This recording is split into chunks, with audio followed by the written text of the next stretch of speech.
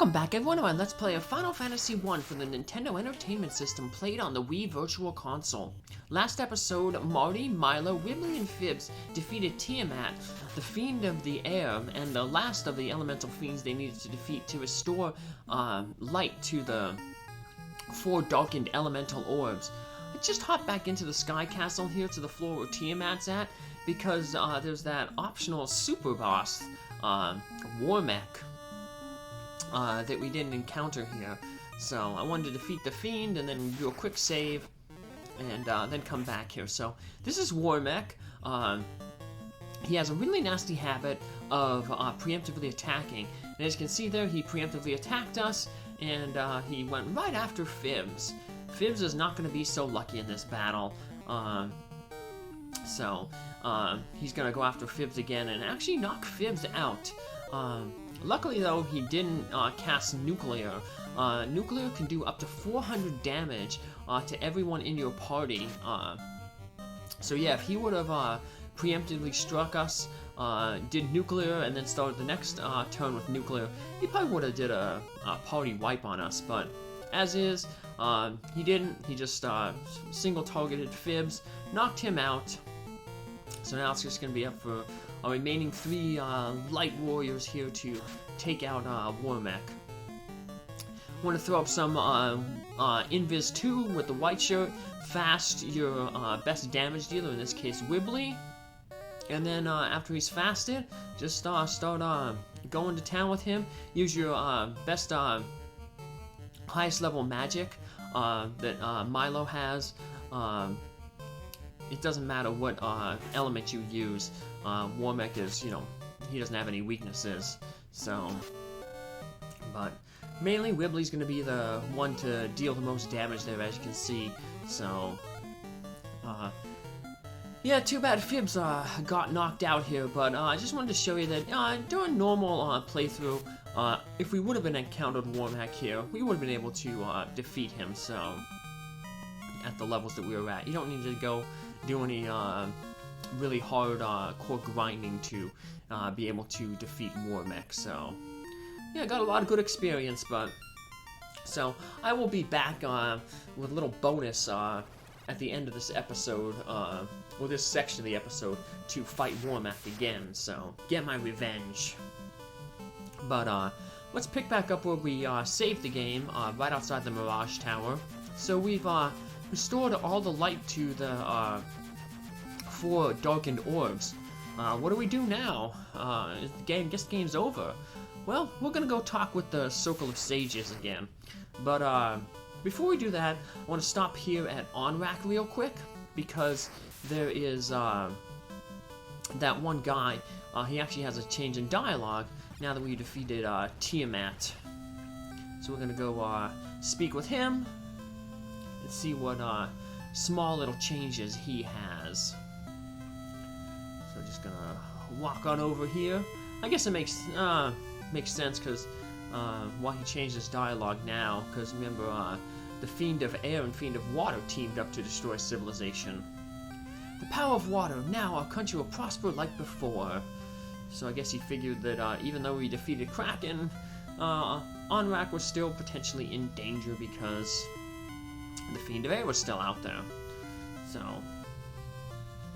alright, well, let's head back to Crescent Lake, talk with the Circle of Sages, see what good advice they might have. I guess we can show them the 4 light elemental orbs and be like, hey, look what we did, guys.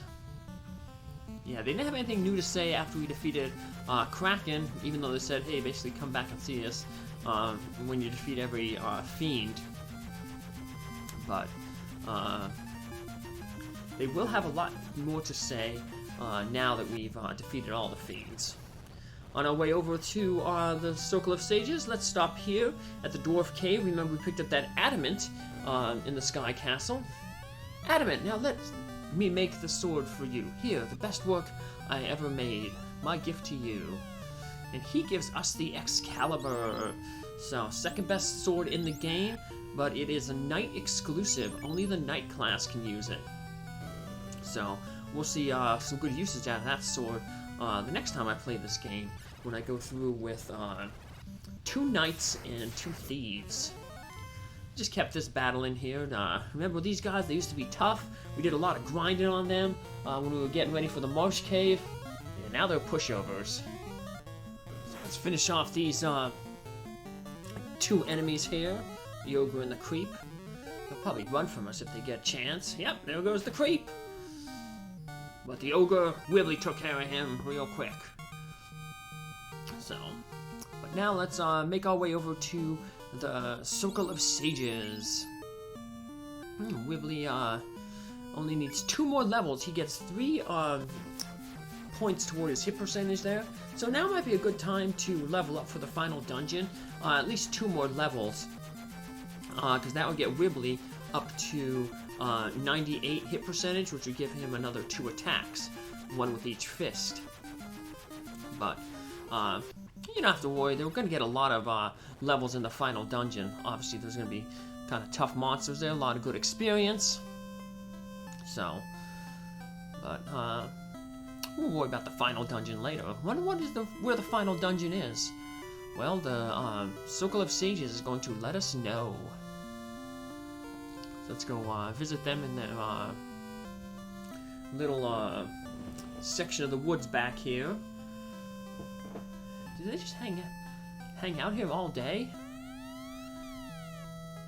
Nothing new to say. The Temple of Fiends is the center of the 4 altars. The time has come to destroy the source of evil. With the 4 orbs shining again, the time gate can be broken. The true enemy is 2,000 years in the past. The world was suddenly thrown into disorder. You must restore it. Time is repeating. In order to break the time loop, you must eliminate the enemy who controls for 2,000 years in the past.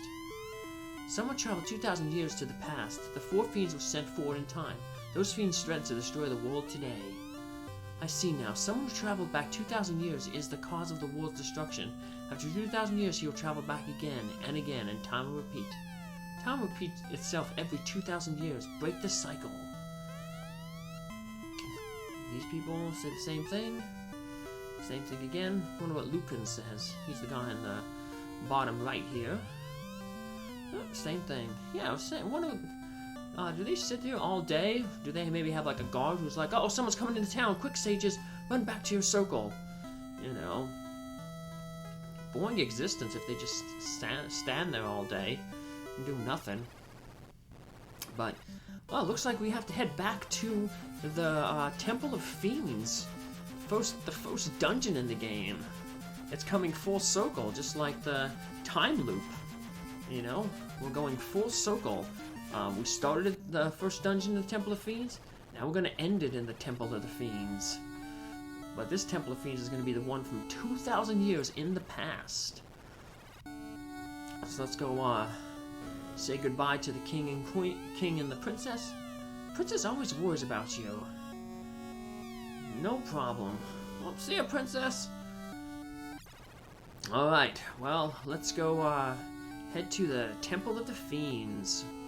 There's gonna be something interesting at the Temple of the Fiends. Remember those 5 bats that were in Garland's room? Remember the Leafinish people said that their 5 bravest warriors went to find the source of darkness, and we were told that, you know, hey, they still live, but as bats. Well, if you put 2 and 2 together, those 5 bats in the Temple of the Fiends in Garland's room, they're actually the transformed Sky Warriors from Leafin. So, now that we've defeated the 4 fiends, they will gain the ability to talk. So they're actually going to give us some more plot, some more information. Yeah, it's pretty neat. You wouldn't think to talk with them, but if you just so happen to do so, you get a little Easter egg, I guess. We are the 5 lost Sky Warriors. 400 years ago, we battled against the cause of the world's destruction. You must travel back in time 2,000 years. Now with the orb shining, stand in the time gate. The 4 fiends' power is rooted 2,000 years ago. That is the source of the enemy. When the 4 orbs cover the black orb in the center of the altar, the time gate will open. Got a little ghoul here. kind of anticlimactic. We'll take him out.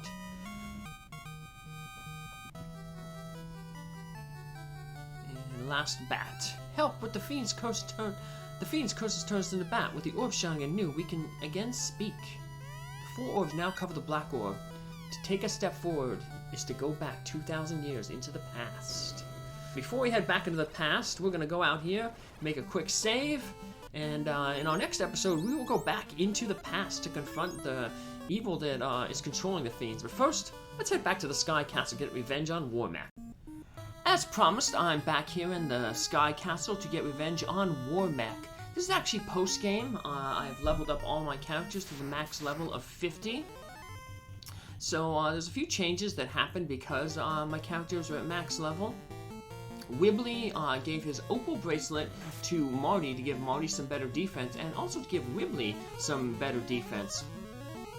The opal bracelet plus the pro ring gave Wimbley a defense of 42. At level 43, Wimbley's defense becomes 43 if he's unarmored. So I took off all his gear and just allowed him to remain unarmored for the remainder of the game. Now, he did lose the invulnerability to instant death spells like Rub because of the loss of the Pro Ring. However, the black belt gets 4 points to his magic defense every level. He starts with 10, so 10 plus 49 times 5 equals 206. So he has a magic defense of 206, so divide that by 256, the max you can get, and he basically has an 80.46875% chance to basically avoid magic attacks. So his magic defense is really, really good. So not really worried about that loss of the Pro Ring. So, but I get lucky again here, finding Warmech. It only takes me 2 battles. So yeah, my second battle on this floor, run into Warmech, and even though I'm max level, he still ambushed me. Hit Wimbley pretty hard there, but Wimbley has max hit points. I'm not even gonna bother buffing Wimbley with a fast spell, and you'll see why. Wimbley is just amazing with his ninja moves right now, so I'll just throw on some defensive stuff, because Fibbs and Milo ain't gonna really be able to do too much, even at max level. So yeah, at max level, it basically becomes the Wimbley show. Wimbley just one-shots pretty much everything. So, yep, one hit, boom, he takes out Warmech. So, yeah, there we go, we've defeated Warmech at max level here, without anyone being knocked out. So, you know, we defeated him earlier with people getting knocked out. But here's the stats for all my characters. I'll show their weapons and armor then afterwards. So, and as you can see, Milo and Fibbs have max charges on all their levels. 9. Marty on his level 7, 6, 7, and 6 and 7 he only gets 8 charges, and his 8th level he only gets 7 charges. So he doesn't max out his each spell level like the pure mages Fibbs and Milo do. But so there's all their stats. Let's look at their armor and weapons. As you can see, Wimbley has nothing equipped. The opal bracelet has been passed on to Marty. And then for weapons, there's just one slight change. I ended up getting a wooden staff and a small dagger for Fibbs and Milo respectively. Why? Well, it just makes selecting that light axe a little bit easier. Light axe was the 3rd weapon down, so if I wanted to select it when I'm fighting a whole bunch of undead, I'd have to hit down twice to get to it. By getting that,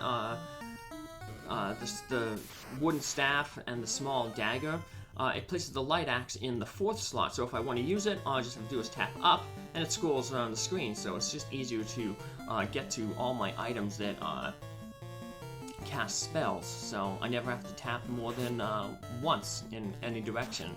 So, like I said, it just makes life a little bit easier when using items in battle. So, we have another rare encounter here, the slimes. I must have got a low number RNG seed, because slimes are the I believe also really low encounter. I think they're the 6 in 64 rate encounter.